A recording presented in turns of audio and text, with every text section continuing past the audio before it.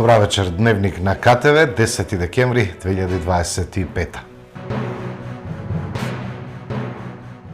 Советот на општина Кавадарци денеска ја одржа првата вонредна седница. Едногласно се прифати одлуката за проширување на буџетот за 2025 година во делот дотации за 11.848.000 денари во приходниот и расходниот дел.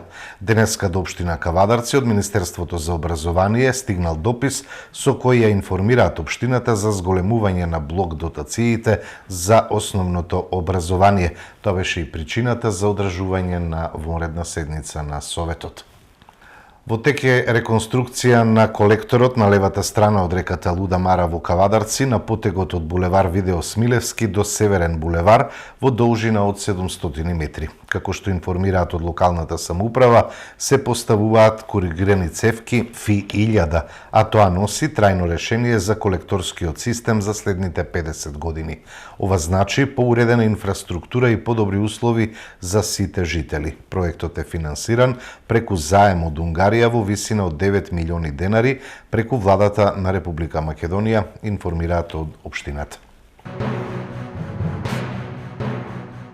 СДСМ најави резолуција за одбрана од мигранти. Председателот на СДСМ, доктор Венко Филипче, на денешната пресконференција упати сериозни предупредувања за мигрантскиот план, што, како што рече, власта на Мицковски веќе го имала договорено зад грбот на граѓаните. Повеќе е очигледно дека договор за мигрантите има. Власта на ВМРО-ДПМН мора да го потпише тој договор, затоа што тоа е врзано со кредитот од 6 милиарди евра. Работите се врзани во пакет, Мицковски и владата отворија толку голема дупка, што нема пари како да се затвори се. Веќе сега, до крајот на годината, има 1 милиарда евра недостаток на пари во буџетот. Она што оваа власт го прави е истото тоа што се случува во Србија. Истите шеми на Вучич. И ги дам само еден пример. Најпрво таму се обврзаа дека ќе се работи проектот со литиум, понатаму проектот го запреа и се распиша избори. Но после изборите повторно почна копањето на литиумот за да запре од кога почнаа студентските протести поради настрешницата. Дали сега ве е јасно дека Македонија се наоѓа во иста една таква криза? Кризата со мигрантите е истата криза како проектот за копање литиум во Србија. И ова е истото препишувачко школо на Мицковски и ВМРО-ДПМН. Само го следат истото сценарио. Се е ова copy-paste. Најавивме веќе дека власта планира и подготвува избори следната година напролет. Тоа значи дека мигрантите се веќе договорени, а за возврат треба да добијат пари. Мицковски вчера изговори дека додека тој има мандат како премиер, нема да има шатори за мигрантите. Што може да значи само едно од двете работи. Прво, дека се планираат избори и мисли на втор мандат после изборите.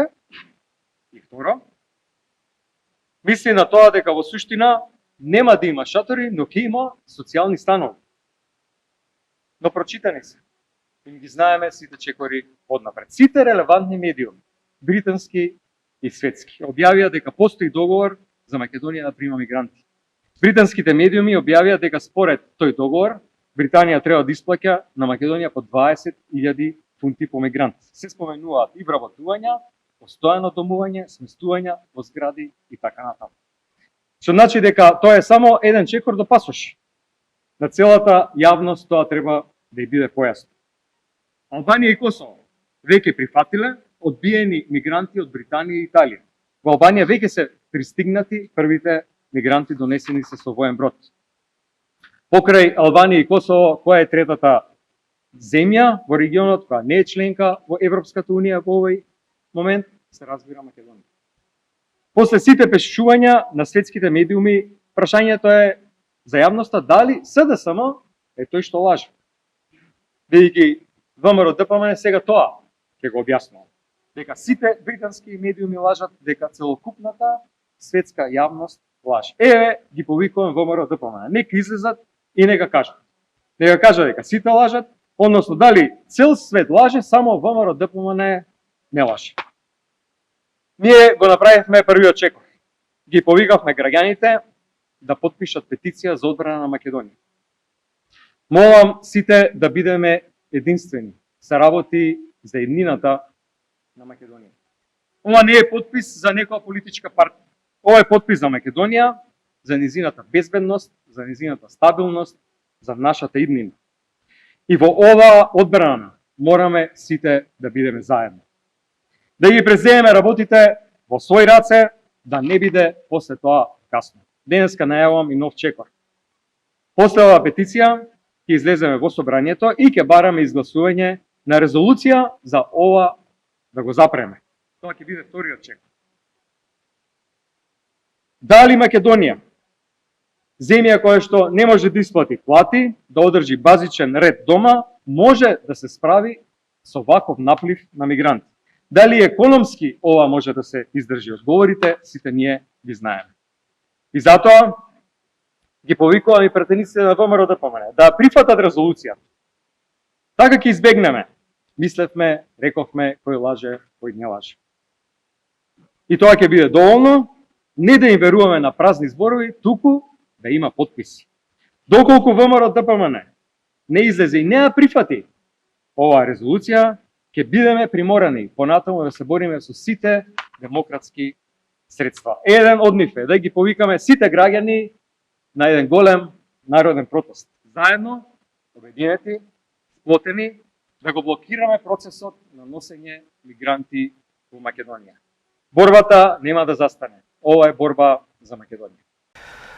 Трајно ќе ја напуштам политиката ако СДСМ до пролет најде еден мигрант во Македонија кој е дел од договорот со Велика Британија, одговори премиерот Христијан Мицковски на обвинувањата од опозицијата. Сега нема тема. Притисокот е голем врз Венко Филипче да си замине и од внатре и од надвор и сега наеднаш PR тимот му вели сега темата ќе биде мигранти. Еве два таблоиди во Велика Британија објавија и сега ајде на оваа тема да се качиме и да ја туркаме, мислејќи дека на тој начин политички ќе преживее и ќе собере луѓе околу себе. Две тези имаше денешната пресконференција, вака кој што можам да ја коментирам. Првата се мигрантите, а втората недостасувале во буџетот 1 милиарда евро, околу 60 милиарди денари. И дека договорот со Велика Британија бил тие да ни ја покријат оваа дупка, ние да прифатиме илегални мигранти. Прилика ова беше. Ајде сега каква е суштината и каква е вистината. Прво политички да му одговорам на раководството на СДСМ, еве вака. Бидејќи го спомна пролет. Оставам простор до пролет, Венко Филипче, заедно со професорот Фрчковски, заедно со Андреј Жерновски, да бараат низ Македонија и да најдат мигрант кој што е дел од овој договор со Велика Британија. Или било каков договор, кој што сме го преуземале. И ако најдат еден, јас трајно напуштам политиката. Во спротивно, они да ми се извинат на мене и на граѓаните што шират паника без потреба. Мислам дека е фер. Еве, ова јас го давам како понуда. Мислам, ова ќе важи бесконечно, додека сум реков јас председател на ВОА-та, но бидејќи тој ја спомна пролет сме сакале предвремени избори, па не споредуваше со некои соседни земји и така натаму, еве јас велам вака, нека земат тројцата, нека шетаат колку сакаат низ Македонија, ако најдат еден кој што е резултат на овој договор или било кој договор кој што ќе го превземе оваа влада, јас сум подготвен трајно да ја напуштам политиката. Во спротивно, очекувам тројцата да излезат и да се извинат. Барем толку може да направат, доблесно е и кон мене и кон граѓаните. Третиот стожер на стратегијата Македонија 2030 е правна држава и институционална зрелост, посочено на денешната пресконференција на ВМРО ДПМН. Развојот на државата е невозможен без силни и доверливи институции. Затоа стратегијата Македонија 2030 поставува јасна обврска, а тоа е систем изграден од правила, стандарди и професионализам. Денес го презентираме третиот стожер, правна држава и институционална зрелост. Нашиот план се заснова на три основи, а тие се независност, професионалност и транспарентност. Првиот чекор и текако потребен, а тоа е независно судство. Судиите и обвинителите мора да напредуваат според компетентност, интегритет и резултати, а не според партиска припадност. Во овој дел дигитализацијата ќе ја зголеми транспарентноста и ќе ја намали можноста за евентуални злоупотреби. Вториот чекор е администрација која ќе служи на граѓаните, а не да командува. Јавната служба мора да биде според мерит систем, а тоа значи професионална и ориентирана кон граѓанинот. И во овој дел дигиталните процеси ја намалуваат корупцијата и ја зголемуваат ефикасноста. Третиот чекор е реална борба против корупцијата, не со пресконференции, туку со систем. Дигитализирани јавни набавки, автоматски проверки, алгоритамски аларми и професионални структури независни од политиката. Четврти последен чекор од овој трет стожер е полиција со кредибилитет. Полиција која мора да штити, а не да владее. Таа мора да биде видлива, одговорна и доверлива. Почитувани граѓани, правната држава не е формалност, таа е темел на економијата, демократијата и стабилноста. Системот мора да биде посилен од било кој поединец.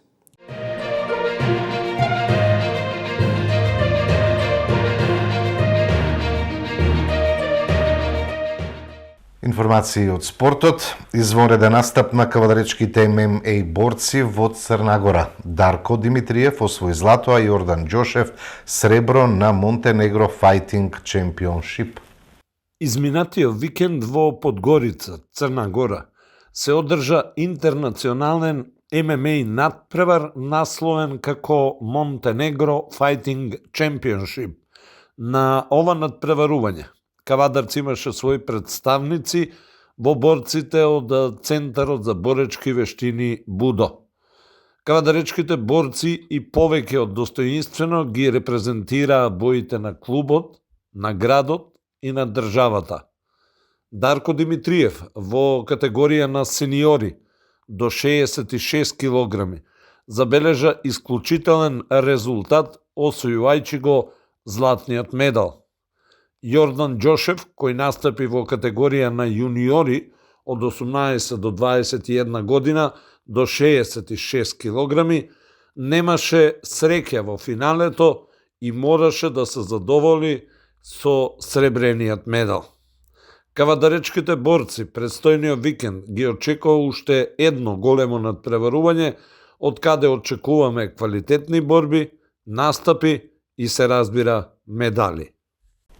Кошаркарите го креваат гласот против министерот за спорт и во ракометот состојбата е слична како и во кошарката, но клубовите немаат храброст да тргнат против министерот за спорт. Македонската кошарка се наоѓа пред финансиски колапс. Клубовите немаат начин како да функционираат откако Министерството за спорт не ги исполни своите ветувања кон нив, односно нема добиено ниту денар од предвидените субвенции од кои што живеат спортските субјекти во државата. Последната уплата била во месец април и оттогаш на адресата на министерот за спорт Борко Ристовски се упатени повеќе апели и остварени повеќе средби, но за жал без реализација. Кошарката во Македонија се сплоти по повод ова прашање и одлучи да направи драстичен чекор, да дигне бунт против Министерството за спорт, поточно да не продолжи со сезоната доколку не ги добијат финансиските средства кои се предвидени според законот во Македонија. Зад клубовите застана и Кошаркарската федерација на Македонија, испратено е писмо до Борко Ристовски со детални анализи околу долгувањата, а денеска председателот на Федерацијата Главчев требаше да се сретне со министерот за спорт, пошто ќе биде познато дали во државата ќе се игра кошарка или за прв пат во историјата ќе се случи колапс. Рокот за исплата е до 15 декември, а потоа никој нема да може да добие денар, што пак создава дополнителен притисок. Според поедини шпекулации, само 4 клуба од машката Суперлига добиле пари од Министерството за спорт. 3 кои играат на меѓународна сцена и 1 кој игра само во домашното првенство, што пак дополнително ги иритира останатите екипи на нефер однос на државата кон клубовите. И Кошаркарската федерација одвај преживува за последниот настап на сениорската кошаркарска репрезентација, со последни сили биле собрани пари за да кошаркарите ги имаат сите услови и да отпатуваат за Даблин. И во ракометот ситуацијата не е ништо подобра, но за разлика од кошарката, во овој спорт екипите не можат да се охрабрат гласно да ги кажат своите проблеми, иако живееме во демократска држава.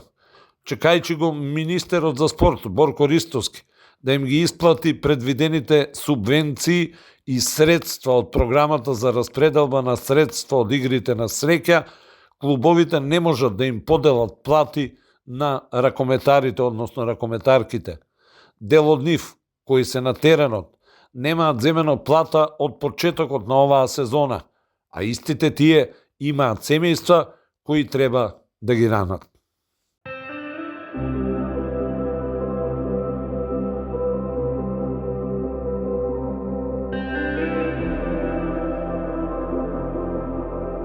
Утре не очекува сончево и релативно топло време со мала до умерена облачност во утринските часови, наместа ќе има зголемена облачност, која во текот на денот ќе се намалува. Ќе дува слаб ветер од северен правец, а температурата во интервал од 1 до 13 степени. Го гледавте Дневникот, благодарам за вниманието, имајте пријатна вечер.